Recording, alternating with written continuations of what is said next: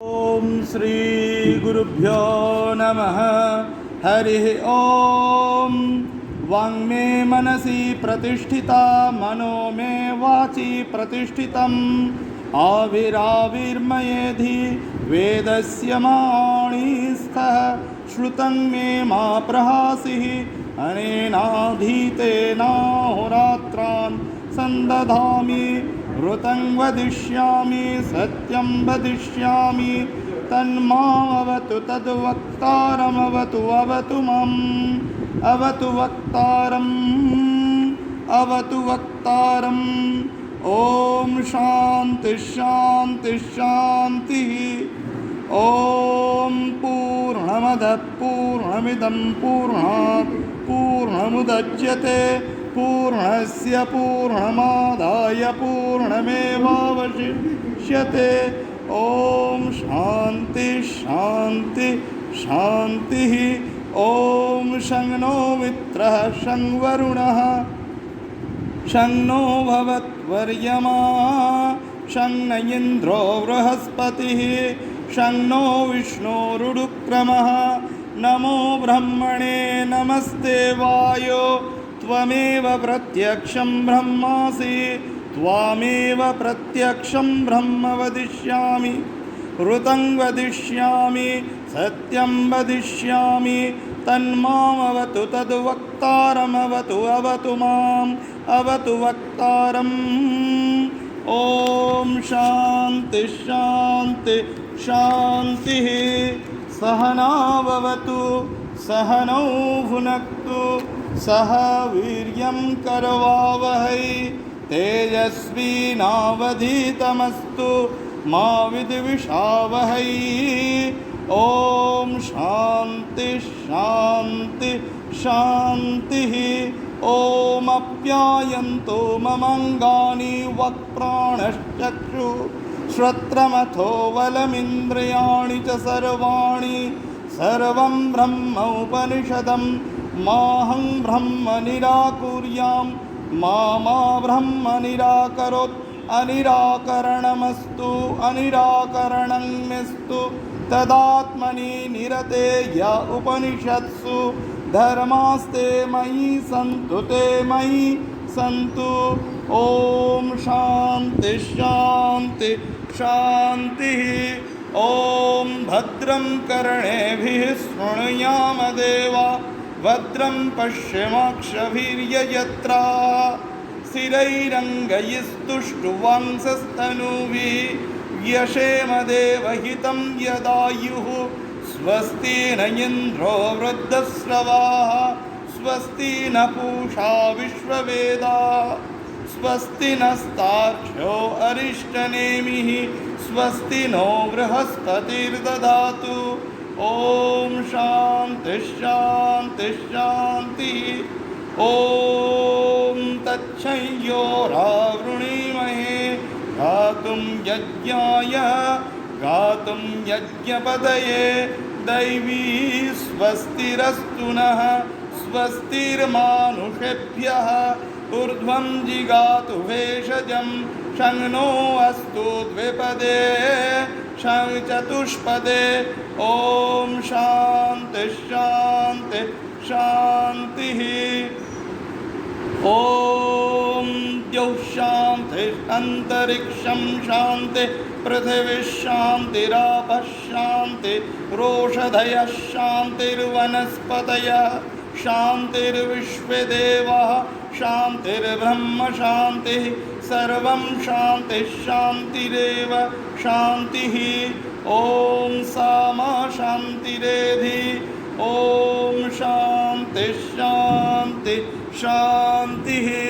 असतो मा सद्गमय तमसो मा ज्योतिर्गमय मृत्योर्मामृतङ्गमय तेजोसि तेजोमयी धैः वीर्यमसि वीर्यं मयि धैः बलमसि बलं मयि धैः ओजस्योजमयी धैः मन्युरसि मन्युं मयि धैः सहोसि सहो मयि धैः। सर्वत्र सुखिनः सन्तु सर्वे सन्तु निरामयाः सर्वे भद्राणि पश्यन्तु मा कश्चित् दुःखमाप्नुयात् सर्वस्तरतु दुर्गाणि सर्वो भद्राणि पश्यतु सर्वः सद्बुद्धिमाप्नोतु सर्वः सर्वत्र नन्दतु दुर्जनः सज्जनो भूयात् सज्जनः शान्तिमाप्नुयात् शान्तो मुच्येत बन्धेभ्यो मुक्तश्चन्यान् विमोचयेत् स्वस्त्यस्तु विश्वस्य खलः प्रसीदतां ध्यायन्तु भूतानि शिवं मिथो धिया मनश्च भद्रं भजताद् अधोक्षजे आवेश्यतां नो मतिरप्यहैतुकी ॐ शान्ति शान्ति शान्तिः हरिः ॐ तत्सत् श्रीरामकृष्णार्पणमस्तु। সকলকে আমি নমস্কার এবং অভিনন্দন গত মাসে আমাদের সাংস্কৃতিক উপসমিতির যে একটা সভা হয়েছিল, সেই সভাতে আমাদের সিদ্ধান্ত ছিল যে প্রতি মাসে সাংস্কৃতিক উপসমিতি একটা করে সাংস্কৃতিক অনুষ্ঠানের আয়োজন করবে। আমাদের রামকৃষ্ণ মঠ মিশনে যে ধারা, সেই ধারা অনুযায়ী এখানে ঠাকুর মা স্বামীজির উপর গান হবে এবং ঠাকুর মা স্বামীজি এবং নিবেদিতাকে নিয়ে আমাদের চর্চা হবে। কেননা প্রতিনিয়ত আমরা অনেকে বাড়িতে বইপত্র অন্বেষণ করা শুরু হয়ে হবে না, তবে এখানে বিভিন্ন বক্তারা ঠাকুর মা স্বামীজির উপর যে বক্তব্য রাখবে সেই বক্তব্য শ্রবণ করবো এবং আমরা আধ্যাত্মিক নীতি এবং স্মরণীতি হব। এই কারণে আমাদের এই অনুষ্ঠানগুলো পালন করা এবং পরস্পর যদি আমরা মাসে মাসে একত্রিত হতে পারি, তাহলে আমাদের যে রামকৃষ্ণ পরিবারের যে সদস্য প্রত্যেকের সঙ্গে আমাদের একটা যোগাযোগ সৃষ্টি হবে। এই কারণে আমাদের এই ধারাবাহিকভাবে প্রতি মাসে এই অনুষ্ঠানটা চলবে। তো সর্বপ্রথমে আমি বৈদিক মন্ত্র পাঠ করার জন্য শ্রী সুরেন্দ্র এরপরেও আমি স্বাগত জানাচ্ছি শ্রী দেবাশিস মহাশয়, যিনি হচ্ছে আনুষ্ঠানিক বিষয়ে বক্তব্য রাখবেন। স্বাগত জানাচ্ছি আমি শ্রীমতী কৌশল্যা সরকার মহাশয়কে, যিনি উদ্বোধনী সঙ্গীত করবেন এবং সঙ্গে তবলায় সঙ্গত করবেন শ্রী মধুসূদন সাহা মহাশয়। স্বাগত জানাই শ্রীমতী তনুশ্রী দাস মহাশয়কে, তিনি শ্রী শ্রী মায়ের উপর আলোকপাত করবেন। স্বাগত জানাই শ্রীমতী সুকুমা সাহা ঘোষ মহাশয়কে।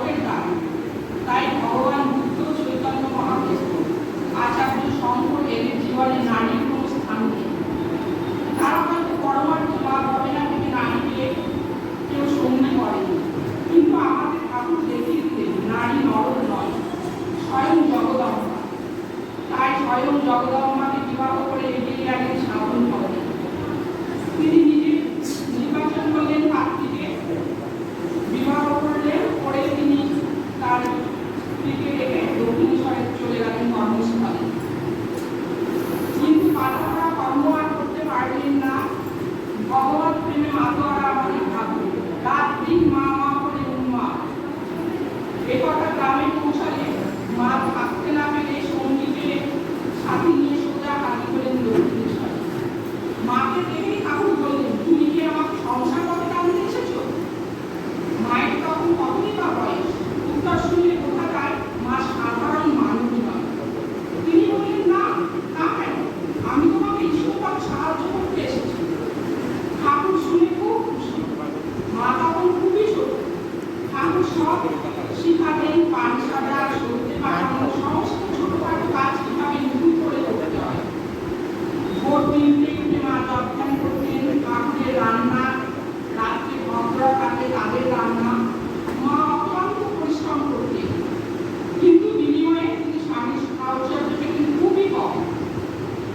যেতেন ওই যে যখন ঠাকুর খেতেন তখন সেই খাবার নিয়ে মায়ের ওইটুকুই ছিল মায়ের সময়। কিন্তু তাও যদি কোনো ভক্ত সে মায়ের কাছে দাঁড়াতো, বলতো যে মা দাও আমি মায়ের খাবারটা ঠাকুরের খাবারটা নিয়ে যাই, মা সঙ্গে সঙ্গে তাকে দিয়ে দিতেন। এরকম একদিন এক মন্দা চরিত্রের স্ত্রী লোক এসে মায়ের কাছে খাবার চাইলে মা তাকে দীক্ষা না করে দিলেন। কিন্তু ঠাকুরও এরকম যাদের চরিত্রের দোষ থাকতো তাদের খাওয়া গ্রহণ করতে পারতেন না। ঠাকুর খাবার খেলেন না, তিনি মাকে ডেকে পাঠালেন। মা আসলেন, এসে বললেন তুমি জানো তো আমি জানতাম যেতে পারি না। মা চুপ করে বললেন বলো কথা দাও, তুমি আর কোনোদিন এমন করবে না। মা তখন বললেন না, তা আমি পারবো না। যে আমাকে বলবে মা আমাকে দাও, আমি তাকেই দেবো।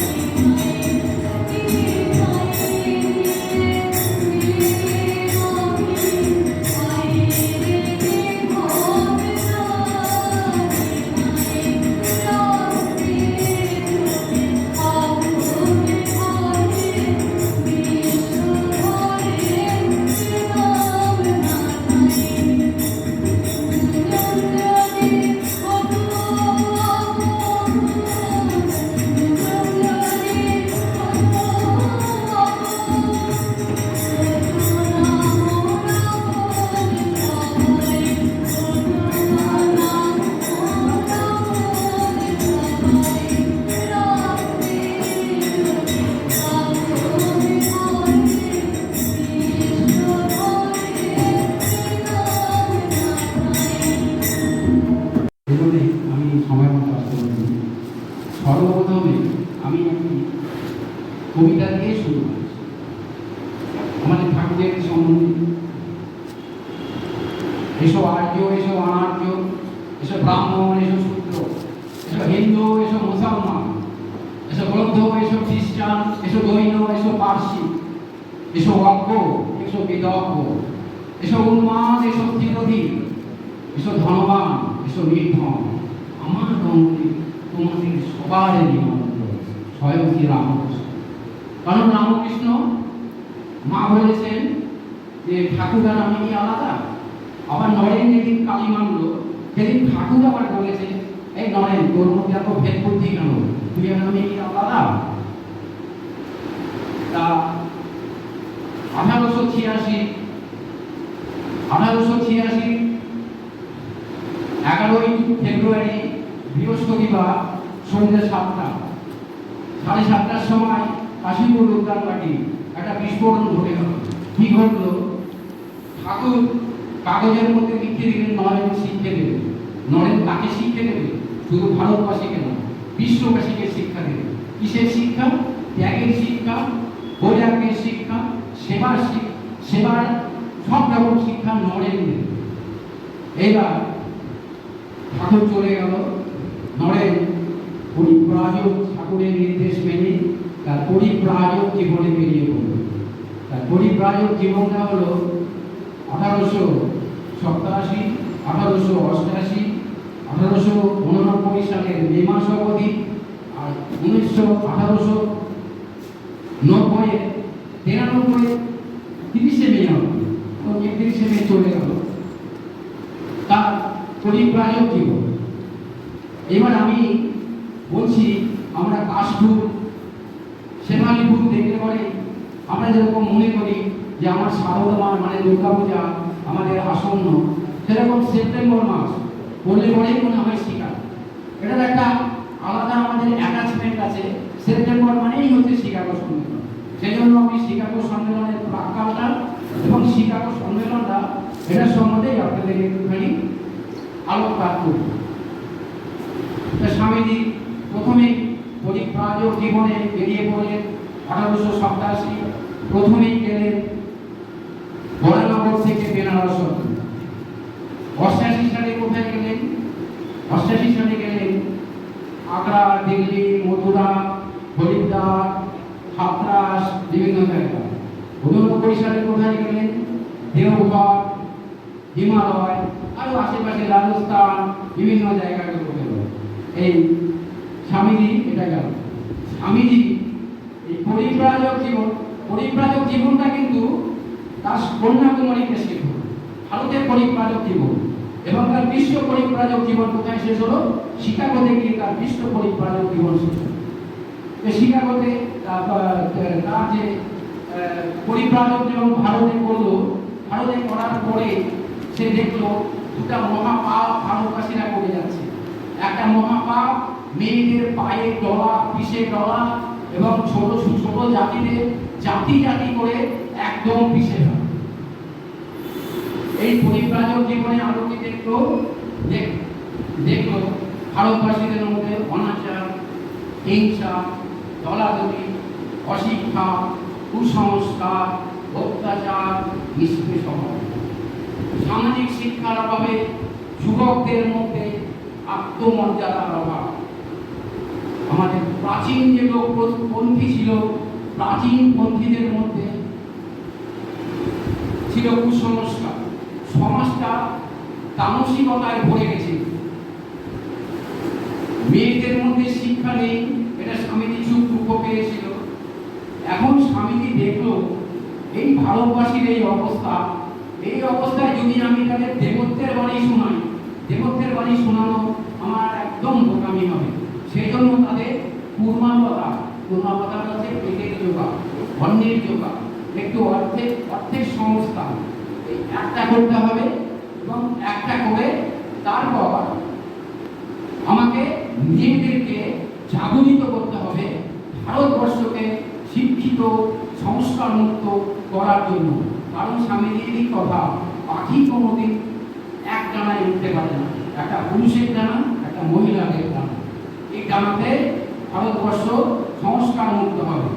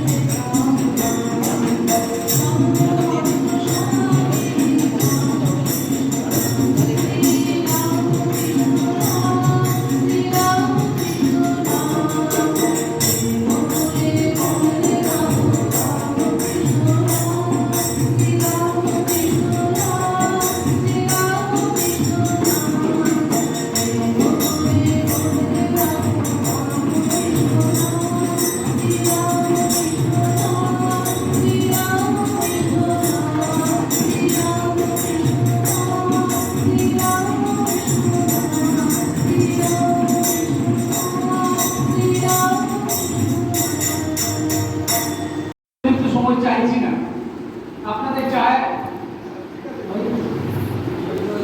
ओम स्थापकाय च धर्मस्य सर्वधर्म स्वरूपिणे अवतार वरिष्ठाय रामकृष्णाय ते नमः।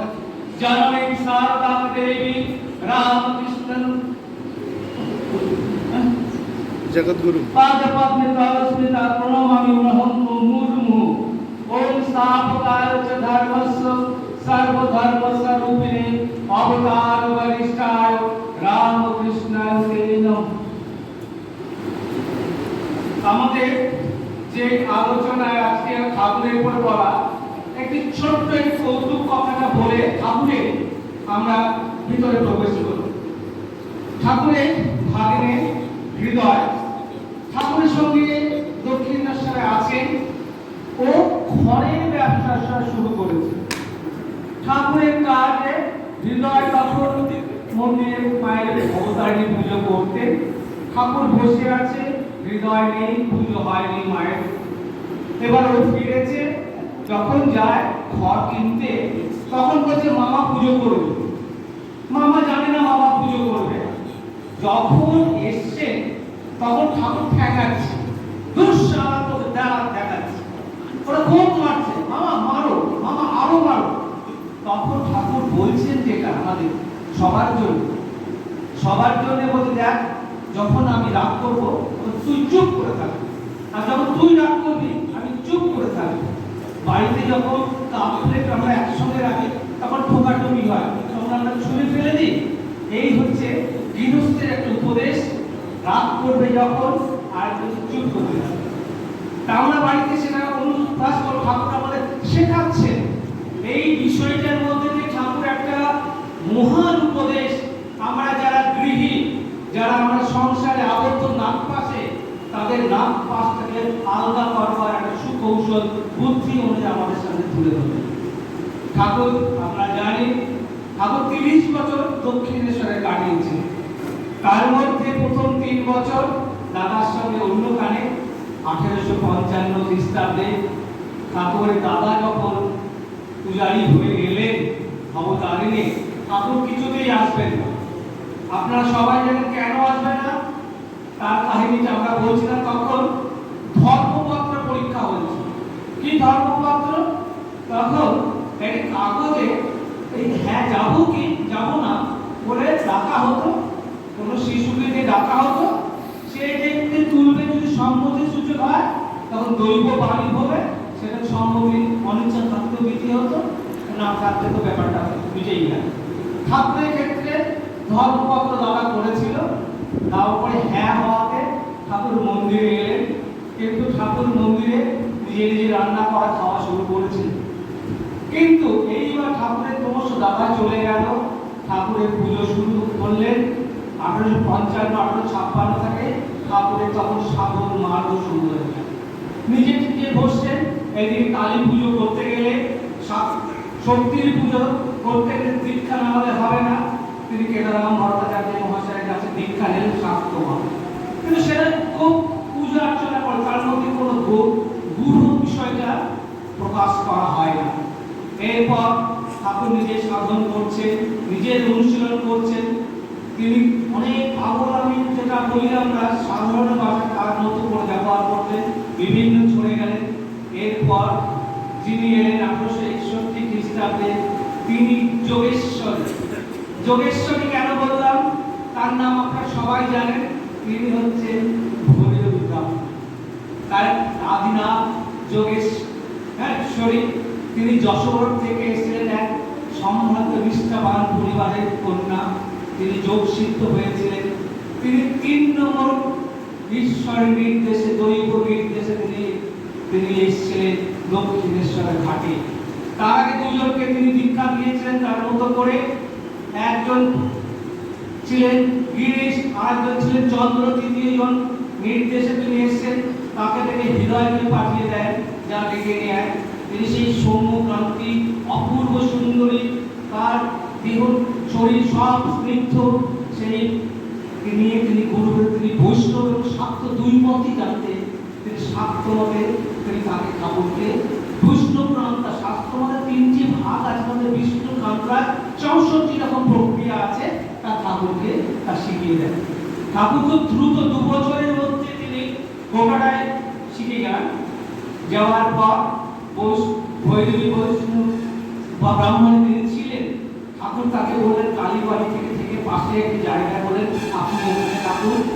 এরপর ঠাকুর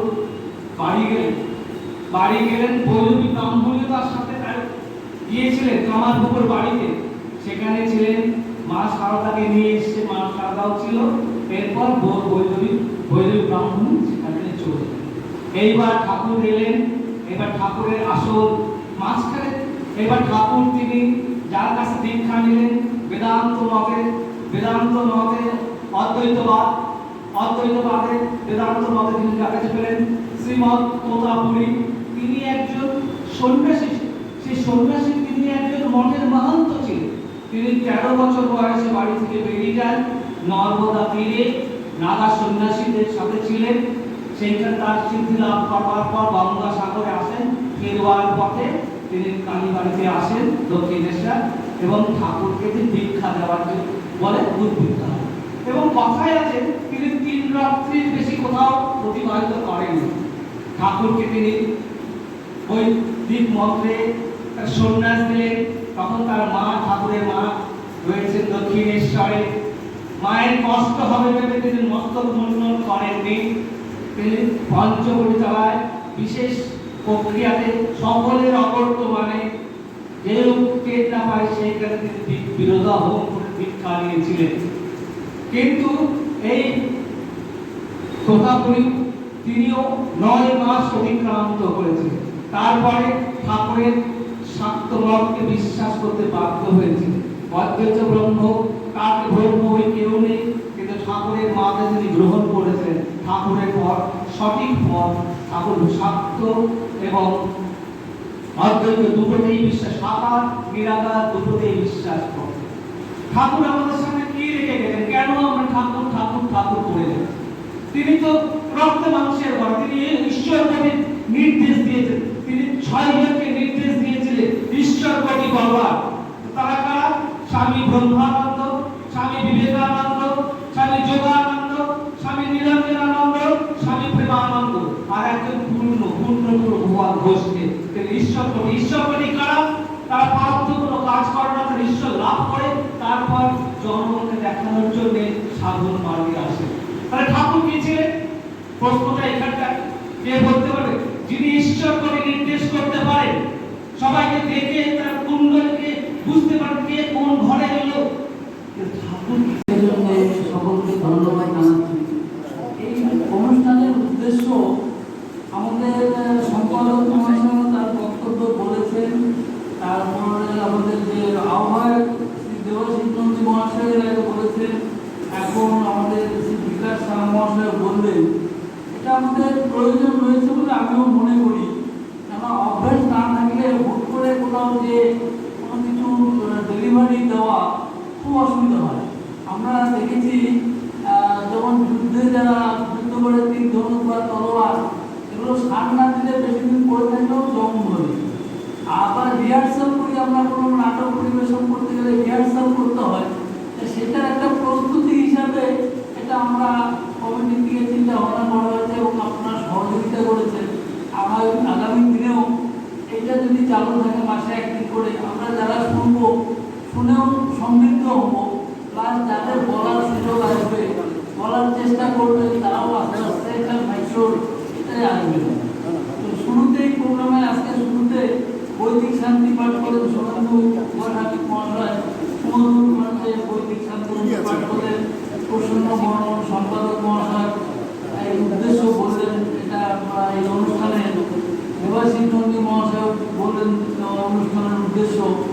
উদ্বোধনী সঙ্গীত শ্রীমতী কৌশল্যা সরকার এবং শ্রী মধুসূদন সাহা মহাশয় পরিবেশন করলেন, ভালো লাগলো। মায়ের উপরে শ্রীমতী তনুশ্রী দাস পাঠ করলেন, খুব সুন্দর লাগলো। শ্রীমতী সুতমা সাহা ঘোষ এবং সম্মতি শ্রী মধুসূদন সাহা মহাশয় সঙ্গীত পেশ করলেন, ভালো লাগলো, খুব শ্রুতিমধুর। শ্রী বিকাশ সাহা মহাশয় বিবেকানন্দের উপরে অনেকটাই বললেন, খুব ভালো লাগলো। শ্রীমতী মনমোহন দেবনাথ এবং শ্রী অসীম দেব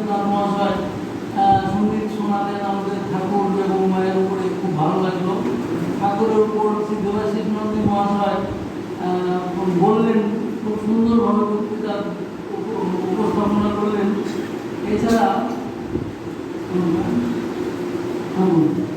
এছাড়া সঞ্চালনা আমাদের শ্রী বিপুলনারায়ণ মানিক মহাশয় খুব ভালো সঞ্চালনা করলেন। সকলকে ধন্যবাদ জানিয়ে আজকের অনুষ্ঠান শেষ করব। অনুষ্ঠান এখানে শেষ করব।